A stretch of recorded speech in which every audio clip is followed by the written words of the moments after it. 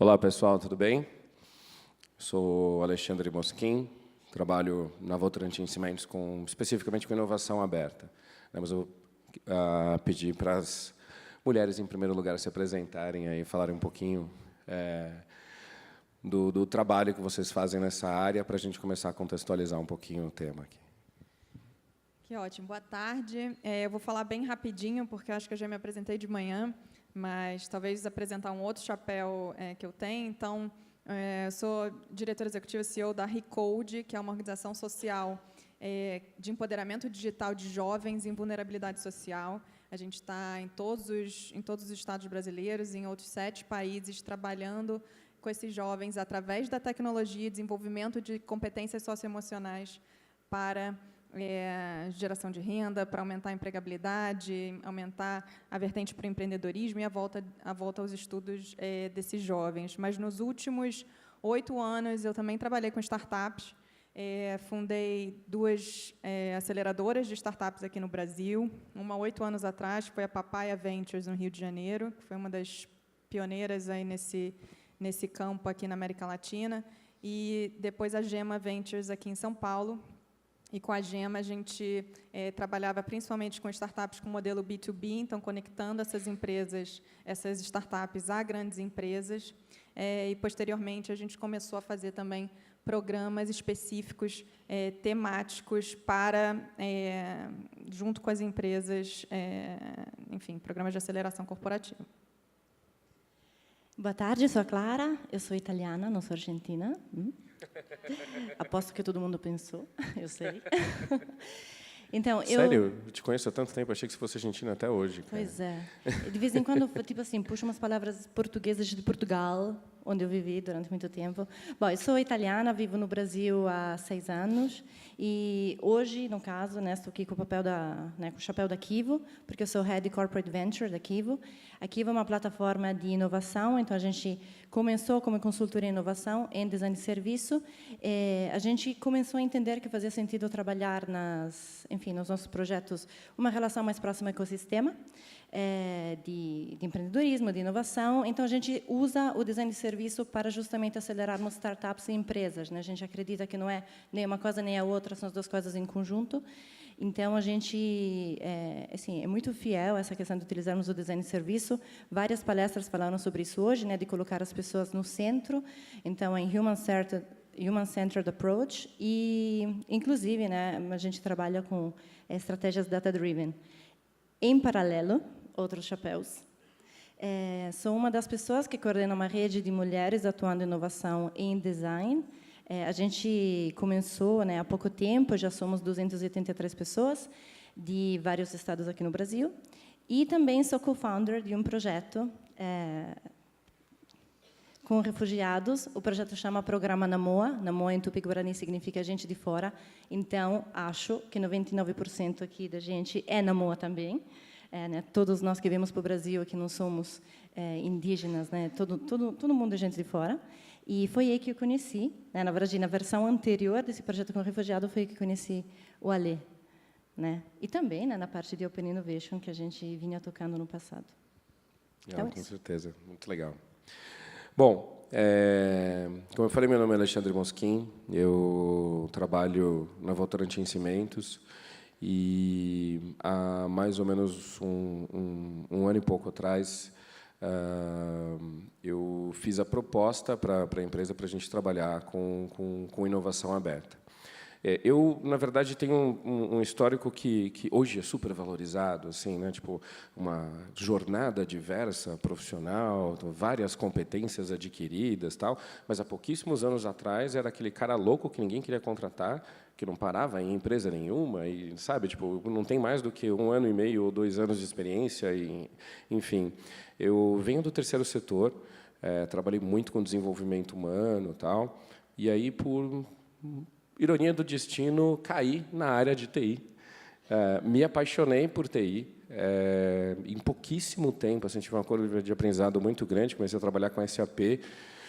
Em 1 ano e 8 meses, já virei professor da academia SAP, exatamente pela paixão mesmo pelo negócio e tal. E aí fui para a área de gestão de projetos e daí por diante, e sempre tive essa, né, dicotomia, assim, né? Ou trabalha com desenvolvimento humano, ou trabalha com TI, ou trabalha com um, ou trabalha com outro. E dentro da Votorantim Cimentos eu tive a oportunidade, eu vi pela primeira vez a oportunidade de conseguir unir essas duas competências, porque a área que eu comecei a trabalhar é uma área de pessoas e processos dentro de tecnologia. Então, é uma área que se conecta às áreas de negócio, entende quais são as maiores dores, oportunidades, necessidades e vai para o mercado buscar soluções. Por isso que a coisa mais óbvia do mundo era começar a trabalhar com inovação aberta dentro dessa área, né? Só que até então não era óbvio para ninguém, né? Era muito louco isso, né? E aí eu cheguei com a proposta da gente se conectar ao ecossistema de inovação aberta, o que para uma empresa tradicional como a Votorantim teve todo um passo para ser feito, toda uma estrutura que foi criada, enfim. A gente pode falar sobre um pouquinho sobre isso depois aqui dentro do painel. Mas hoje a gente já rodou o primeiro ciclo, 7 pilotos com startups, a gente tem uma startup contratada dessas 7, mas finalizando o piloto ainda, né, potencial para ser contratada. A gente já está, inclusive, rodando o segundo ciclo, focado mais no concreto, tal. Enfim, tem uma história bem interessante para compartilhar sobre tudo isso. Mas acho que a ideia aqui hoje a gente ter é um bate-papo mesmo, assim, sabe? Tipo, falar exatamente sobre essa questão da conexão com o ecossistema mesmo, né? Como é que uma indústria ou aceleradoras, né, como é que elas atuam para conseguir gerar essa conexão. Que é um fato muito engraçado, porque você tem as empresas querendo muito se conectar, você tem as startups querendo muito se conectar, e você tem diversos atores, né, assim como aceleradoras, por exemplo, fazendo um esforço enorme para conseguir gerar essa conexão. E por que tem que ter esse esforço gigantesco, né, se todo mundo realmente quer que aconteça? E é isso que eu acho que a gente vai discutir bastante aqui. E aí eu queria, assim, mais ou menos nessa linha mesmo, né, eu queria ouvir um pouquinho de todo mundo exatamente sobre essa questão mesmo, né? O que você acha que são as portas que estão fechadas, assim, né? As dificuldades que estão acontecendo e o que a gente pode fazer para ter a chave mágica dessas portas aí?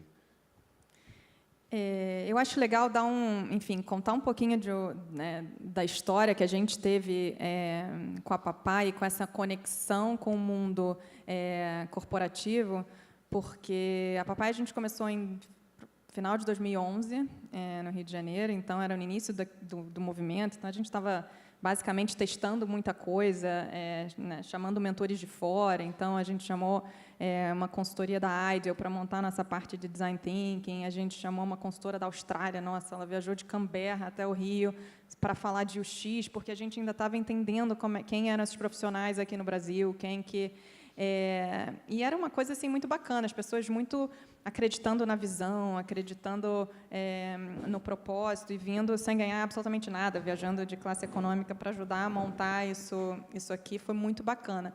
Mas isso, enfim, em 2011, parece que, enfim, tem 30 anos, porque o que mudou de lá para cá, né? Então, eu me lembro que em 2012 a gente já começou essa conexão com empresas, né? Obviamente pensando em formas de se monetizar, de ganhar dinheiro, porque a gente estava investindo uma grana nesse projeto, investindo nas startups e assim não vendo aquele dinheiro, né, próximo de chegar. Então a gente já pensando em formas de monetizar.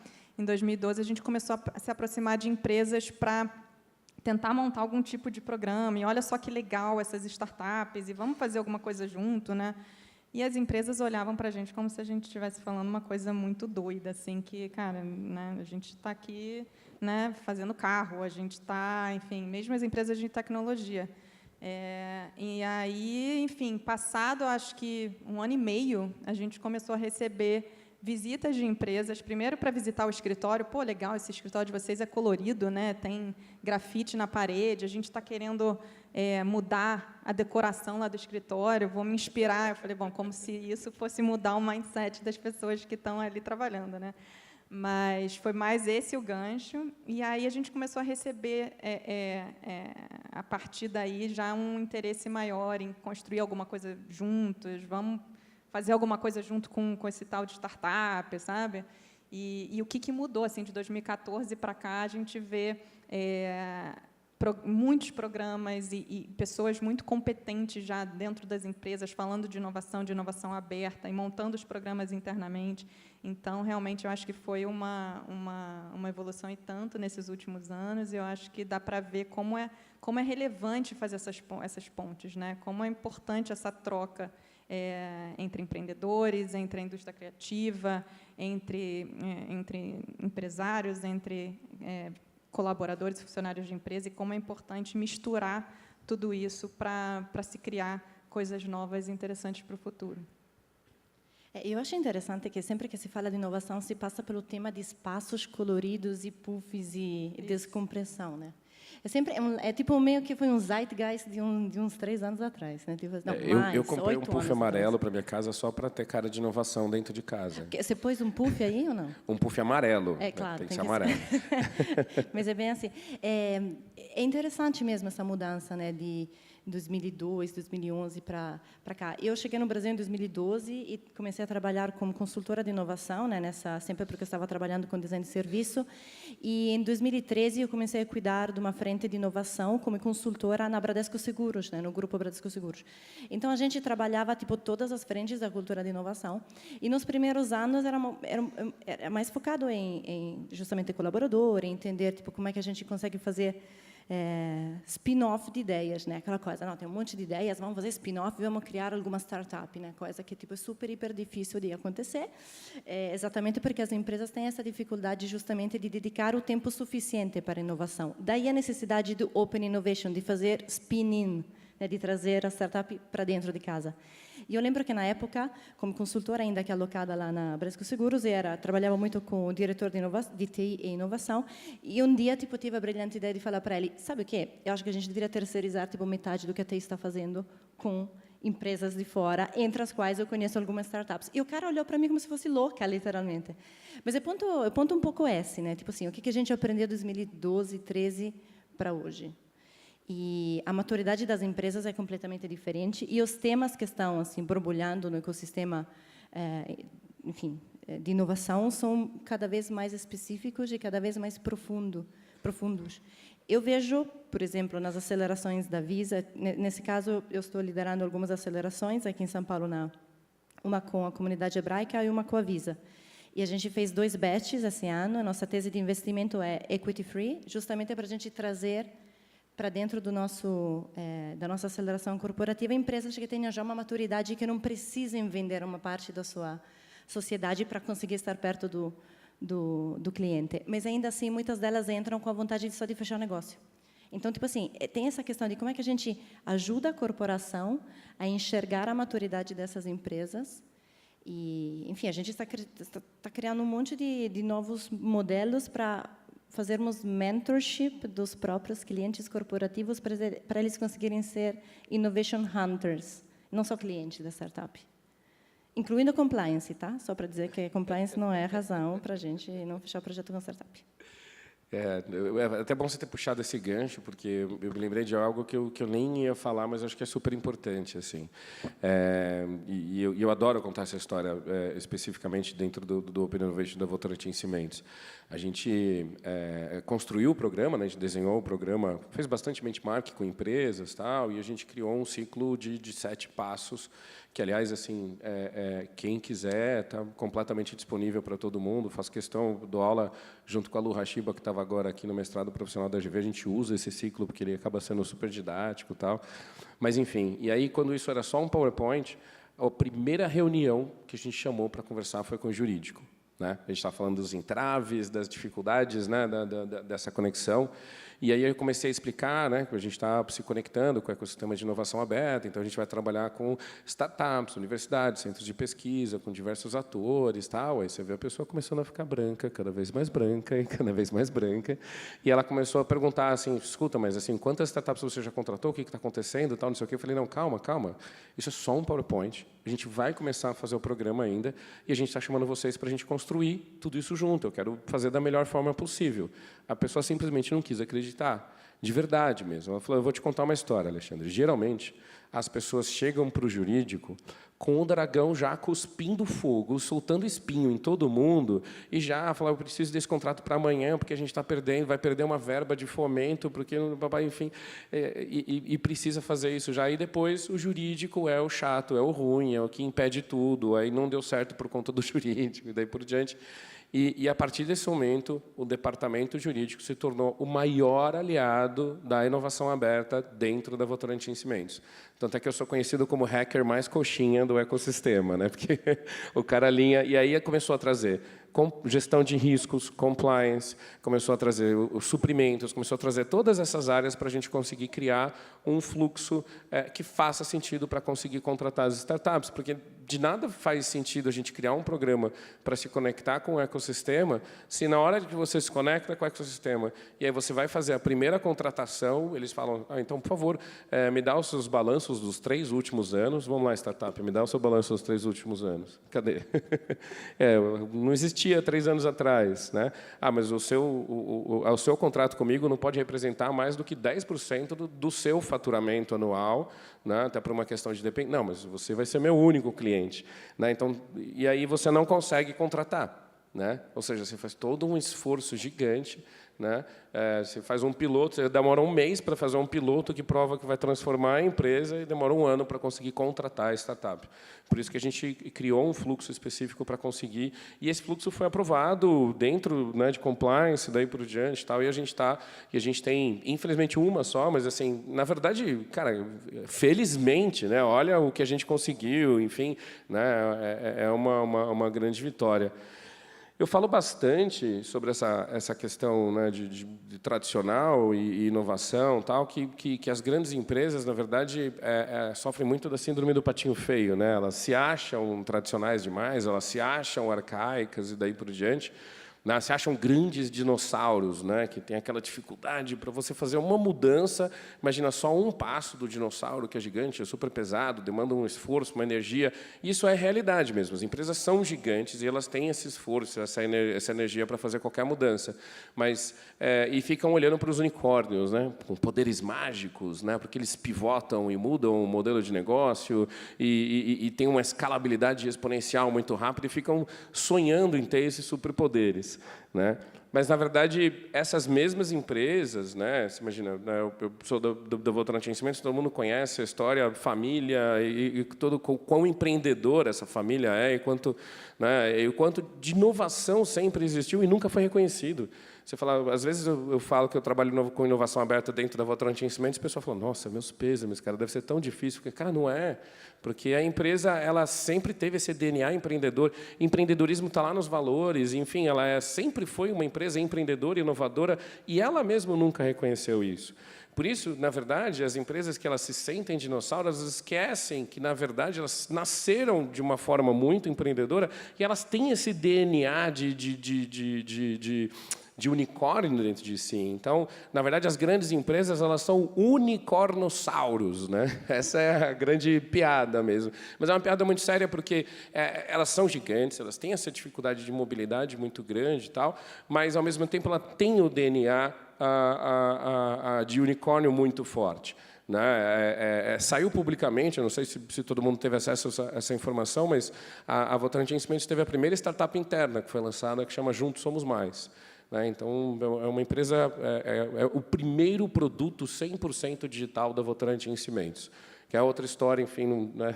Mas, enfim. Então, você vê que as empresas elas têm essa capacidade, elas têm esse potencial, é só entender o como fazer de verdade mesmo. Né? E eu queria, a gente tem 5 minutinhos, eu queria abrir para perguntas, né? Para a gente poder ter mais interação com vocês. Perguntas? Tem microfone para o pessoal ou não? Alguém consegue... Por favor. Vamos lá.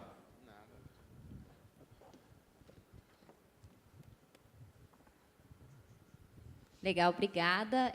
Gostaria de fazer uma pergunta que envolve um pouquinho o título do painel de vocês. Então, como grandes empresas inovam e desenvolvem projetos com startup. E para nós, nós três aqui somos da Bosch, e eu gostaria de ouvir um pouquinho, com exemplos que vocês estão tão próximos, do que significa desenvolver projetos, né? O que nós já sabemos é que nós não podemos desenvolver projetos como a gente faz internamente, sozinhos, Bosch com Bosch, enfim, as empresas da maneira tradicional. O quanto de flexibilidade vocês veem que é necessário? E quais são os exemplos que vocês consideram que foram chaves, né, para que essa flexibilidade ajudou para esses projetos acontecerem de verdade, não ficarem só naquela vontade de acontecer ou chegarem muito perto e não virar, né? O que significa virar um projeto e fazer com que uma grande empresa realmente consiga desenvolver esse projeto? Deixa eu só perguntar uma coisa. Vocês estão pensando, ou estão, enfim, com aceleração, ou estão pensando em aceleração, ou você está falando tipo sem nenhuma porta aberta para receber startup? Porque muda bastante o contexto. Hoje, nós não temos um canal totalmente aberto e conhecido para isso, e a gente está entrando nesse mundo. Nós já temos algumas startups, alguns relacionamentos, algumas tentativas, algumas com sucesso ou não, fazendo provas de conceito, e isso, né, em algumas plantas. Mas o que eu queria ouvir de vocês é quais são os exemplos daquilo que as grandes empresas precisaram flexibilizar, precisaram mudar para fazer com que esse match, esse negócio, de fato acontecesse. E eu estou perguntando isso para entender quais são as dificuldades que outras empresas já passaram e aquelas já tiveram que se adequar para mudar. Eu queria dar um exemplo, não sei se vai responder tanto a sua pergunta, mas dar um exemplo do que não fazer, né? Legal. Então, a gente já trabalhou com clientes, a gente trabalha tanto montando programas de aceleração corporativo, como ajudando a pensar em qual seria a melhor forma de inovação aberta. E alguns clientes, eles já chegam com desafios muito prontos. E isso é muito ruim para inovar, né? Porque... então, assim, pegar um caso, sem citar nomes, mas um caso florestal que já era um desafio da empresa, né, da área que estava trabalhando há muitos anos, eles queriam achar startups para resolver um problema da densidade da madeira, da XPTO. Então, assim, ele já está direcionando a solução. Isso é muito ruim, porque é muito difícil você inovar já dizendo o que você quer que aconteça, entendeu? Então, é muito melhor você ser o mais amplo possível e dizer, enfim, dar luz para o seu problema de uma forma ampla e deixar a criatividade ou a criação ou deixar isso o mais aberto possível porque, de repente, não é a densidade da madeira XPTO que vai ser o problema, mas né, surgem outras ideias que podem ser aproveitadas. Então, acho que isso é um exemplo que a gente, enfim, tenta trabalhar quando chega, para evitar direcionar, né, que é uma tendência nossa. Não, mas a gente já conhece, a gente já sabe o que é, qual é o problema, a gente quer uma solução rápida para isso. E aí fica muito mais, aí é muito menos eficaz essa troca junto com as startups, né? Eu queria trazer um exemplo, porque, além de consultora, também fui funcionária, fui especialista, fui aquela pessoa atacada, né, por toda a empresa, porque justamente a gente trabalhava e queria fazer inovação. Eu tive a oportunidade de criar a plataforma de Open Innovation da AS Brasil, que usava verba regulamentada de P&D para investir em inovação. Nunca tinha sido feito no Brasil.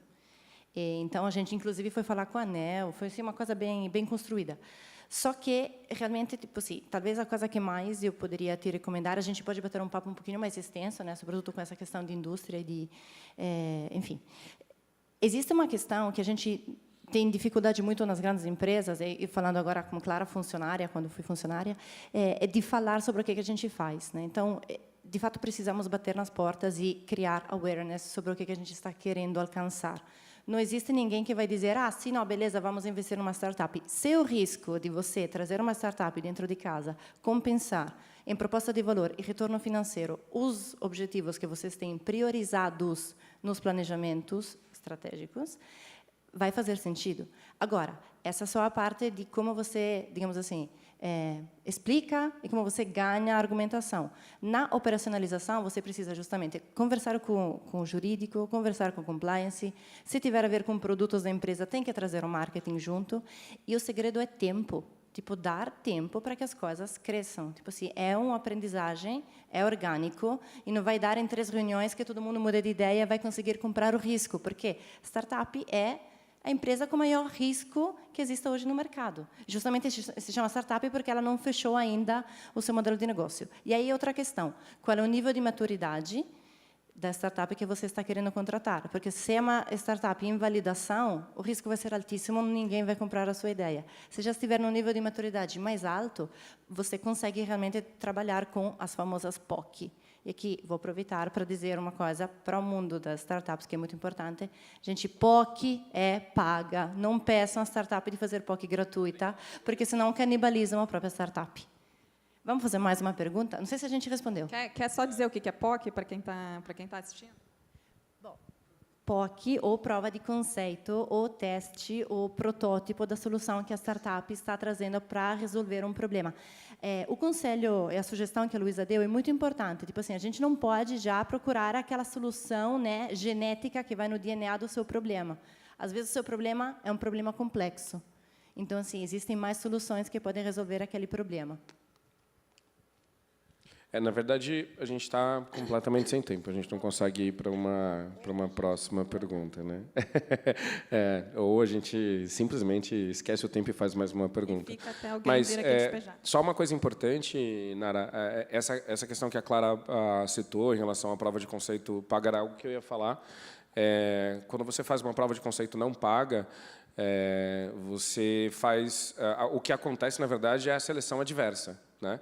Porque você não seleciona os melhores players. Todo mundo quer trabalhar com aquela startup que já tem um nível de maturidade, já tem um produto e tal. Só que essa startup que a gente quer, ela está num nível de maturidade tão legal que ela não faz mais POC gratuita. Ela já fez POC gratuita com diversas grandes empresas e diversas grandes indústrias, então ela já tem essa validação do mercado, então ela não precisa mais fazer POC gratuito, ela está buscando mais escalabilidade. E essa startup tem uma solução madura o suficiente para resolver o seu problema. Só que ela não vai fazer uma POC gratuita. Então, se você trabalha com modelo de POC gratuita, você não vai conseguir atrair exatamente esse talento. Aí você vai atrair um talento que tem uma solução diferente para o mesmo problema, mas ainda precisa de validação, tal. Então, você acaba selecionando um nível de maturidade um pouco menor, que é quem ainda precisa de validação. Então, essa questão da POC paga, ela gera essa questão da seleção adversa, que ela é interessante, mas, ao mesmo tempo, se esse é o seu modelo e você quer empoderar, você tem que... Uma das coisas que eu acho que é importante, antes de começar, literalmente, a trabalhar e fazer POCs com startups e tal, é, internamente, a empresa decidir exatamente isso. Qual é o papel da empresa? O que ela quer fazer? Ela quer ter um papel, inclusive, social, de empoderar mesmo as startups que estão querendo validar, ou você está realmente preocupado com a sua eficiência produtiva e você quer melhorar a sua eficiência produtiva e você quer procurar players no mercado. E aí tem uma coisa que até o professor Yoga, não sei se ele está aqui ou se ele está lá no Colab, ele fala muito isso, que a gente precisa ter o olho de Tandera, né? A gente precisa ter a visão além das startups. Quando a gente fala ecossistema de inovação aberta, nós não estamos falando ecossistema de startups. Nós estamos falando de ecossistema de startups, universidades, centros de pesquisa, aceleradoras, incubadoras, governo. Gente, o governo tem programas incríveis em relação a isso, né? E tem diversos atores no ecossistema, privados e públicos, e, enfim, que podem apoiar, né? Não só as startups. Né? Não estou dizendo também ao contrário para não trabalhar com startups, muito pelo contrário, mas só estou dizendo que o ecossistema é muito mais rico do que isso. Né? É a mesma coisa que você ir para uma floresta e pegar só um tipo de árvore específica numa floresta gigantesca. Mas,